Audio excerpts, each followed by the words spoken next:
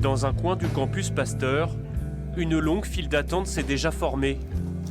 Ce lundi soir, ils sont 85 à venir récupérer leur colis. Deux comme ça?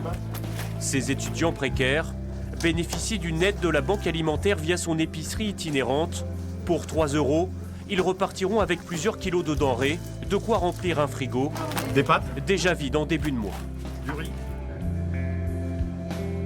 Quand on fait déjà les calculs au départ entre ce qu'ils doivent payer en termes de loyer, un petit peu de téléphone malgré tout, de transport, il y en a beaucoup qui marchent parce que ça coûte cher le transport. Et donc il y a certains où il reste entre 10 et 50 €, quoi. Donc là c'est franchement très juste. Rares sont les étudiants qui accepteront d'être filmés. Aucun ne souhaitera répondre à nos questions, hormis cette jeune femme de 26 ans, Rosie, qui fréquente l'épicerie depuis 4 ans. Ou deux Kinder, ou... Ah, je préfère ça. Oh, t'as raison.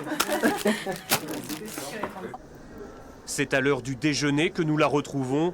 Et comme souvent, le repas est frugal pour l'étudiante en Master 2 de droit public.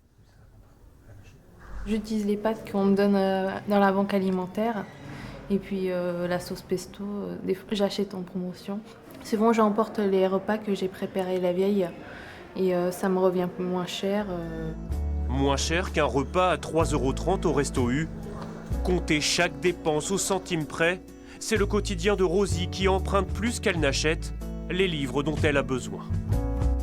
65 €. Puis c'est hyper cher de se payer ça en fait. Chaque mois, Rosie perçoit une bourse de 483 €. Elle occupe aussi un petit boulot de monitrice informatique à l'université qui lui rapporte quelques centaines d'euros. Mais le reste à vivre en début de mois ne dépasse jamais 100 €. Une précarité qui a des conséquences sur ses études. J'aurais voulu aller en Toulouse pour faire un autre master, etc.